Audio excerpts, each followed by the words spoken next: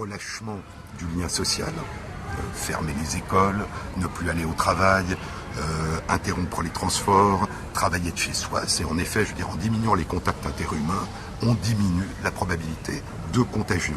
Le problème, c'est que les personnes qui sont les plus exclues, c'est-à-dire dont les liens sociaux avec les autres sont déjà les plus fragiles, vont se trouver les premiers précipités dans le dénuement. Comment est-ce qu'ils vont vivre? Comment est-ce qu'ils vont se nourrir? Il y a des gens qui vivent en collectivité et où donc la survenue d'une infection va avoir une probabilité de se propager de manière extrêmement rapide. Donc que faisons-nous? Comment pensons-nous la prévention dans des maisons de retraite, dans des hôpitaux gériatriques, dans des hôpitaux psychiatriques, dans des prisons, dans des institutions pour personnes en situation de handicap mental? Et donc il y a toute une réflexion non seulement pour essayer de ne pas abandonner, en coupant un certain nombre de liens sociaux, ceux qui sont déjà à la limite de l'abandon ou de l'exclusion, comment leur porter aide tout en se protégeant. Et puis il y a comment fait-on pour que des gens qui vivent dans des collectivités et qui n'en sortent pas ne soient pas les premiers touchés, parce que là toute distanciation sociale devient impossible. Dans notre histoire, les épidémies ont toujours donné lieu à des persécutions vis-à-vis de groupes qui servaient d'expiation. Et pas seulement qu'au Moyen-Âge, contrairement à ce qu'on peut croire. Et je rappelle que quand même au moment où l'épidémie de sida a décollé, on s'est retrouvé à nouveau face à cette problématique. Donc il ne faut pas du tout croire qu'on est sorti de cette période où, grâce à la science et à la médecine, nous sommes sereins face aux épidémies. Une situation épidémique est toujours une situation qui va révéler les failles de notre société et son côté le plus noir. Moi, je suis soumis à une quarantaine demain. Je décide de sortir de chez moi, je vais à l'hôpital alors qu'on m'a interdit, comme c'est le cas aujourd'hui dans le plan de pandémie, de me rendre à l'hôpital en situation d'épidémie, pour éviter justement un engorgement du système hospitalier d'une part et pour éviter une contamination des autres malades d'autre part. Est-ce que j'engage ma responsabilité ? Est-ce que j'engage ma responsabilité, sachant que le grain de sable que j'introduis aujourd'hui à l'hôpital, les 2 heures que je vais faire perdre aux médecins pour traiter, à l'accueil pour traiter mon cas, peuvent créer un effet boule de neige qui va justement engorger le système, quand bien même je serai rejeté au final.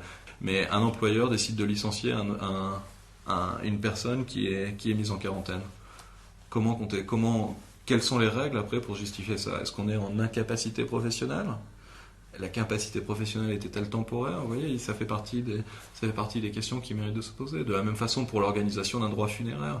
Où est-ce qu'on va mourir ? Comment va-t-on mourir ? Qu'est-ce qu'on va faire des tombes ensuite ? Est-ce qu'il faut numéroter les personnes ? Est-ce qu'on doit construire des cimetières provisoires ? Il y a un encadrement très clair pour des raisons sanitaires aujourd'hui du droit funéraire. On ne peut pas enterrer n'importe qui, n'importe où. Donc il va falloir répondre à ces questions. Entre le moment où les patients ne vont pas en réanimation et où ils décèdent, il y a un laps de temps.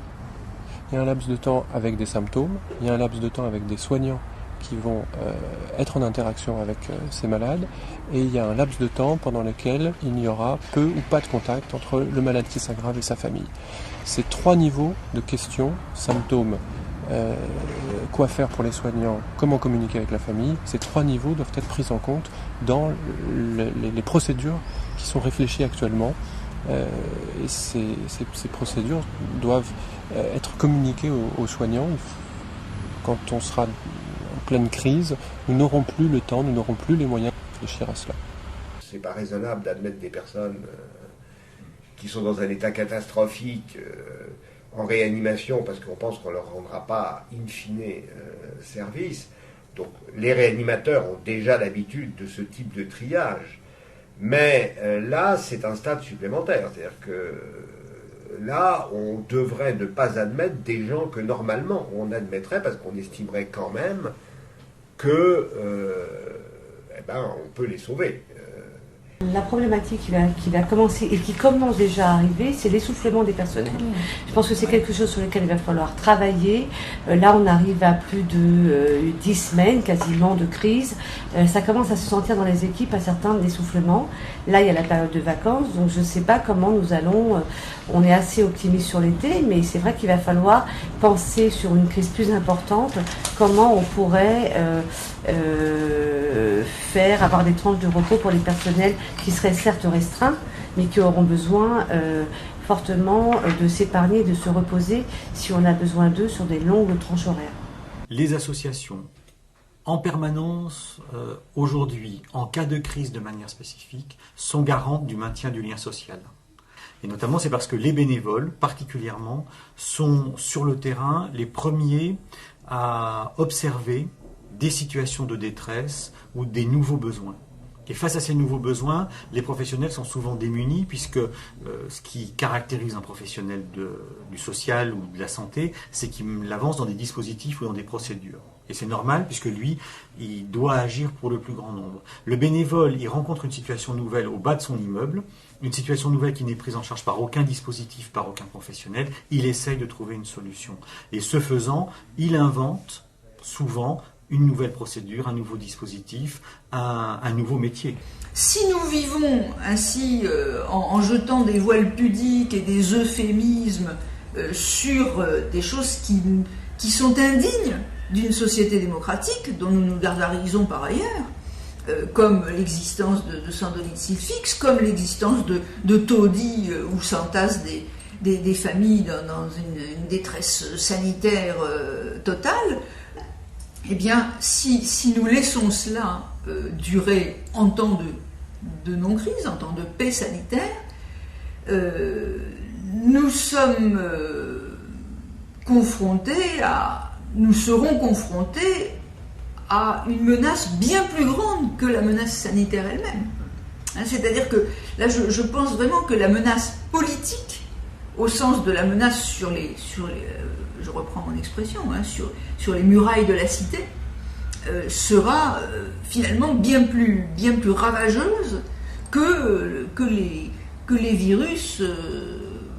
On aura beau tout imaginer en termes de soins, à partir du moment où il y a des morts, si on n'est pas capable de prendre un minimum soin des morts, si on n'est pas capable de prendre en compte la mère qui veut s'occuper des obsèques de son enfant, si on n'est pas capable de prendre en compte la personne profondément croyante qui ne peut pas faire un geste pour celui qui est parti, à ce moment-là, je pense que la société explose. En tout cas, ce qui fait notre lien social, ce qui fait notre solidarité de société, je pense qu'elle ne peut plus continuer à fonctionner. C'est ce qu'on a vu dans tous ces grands événements du 11 septembre à Katrina. Les seuls qui sont sortis en termes de pilotage d'institutions, c'est ceux qui avaient deux clés dans la main. Une capacité d'intelligence et de leadership. C'est-à-dire, je vois où je vais, j'incarne quelque chose, je trace des sillons et des voies, je place des jalons, je travaille sur la cohésion, j'injecte de la confiance, et qui, en même temps, avaient une capacité justement de confiance vis-à-vis de leur équipe, et c'était tout un groupe humain qui travaillait, ce qu'ils appellent aux États-Unis l'empowerment, et j'ai vu beaucoup aussi bien dans une banque que sur l'aéroport de la Nouvelle-Orléans, des institutions qui ont remarquablement bien géré l'affaire, et qui ont sauvé pour l'aéroport de la Nouvelle-Orléans 30 000 personnes. C'est cette capacité à faire confiance à leur équipe, y compris les familles des équipes. Donc ça allait vraiment très très loin. C'est cette patte de la confiance qui permettait de traverser une situation extrêmement difficile.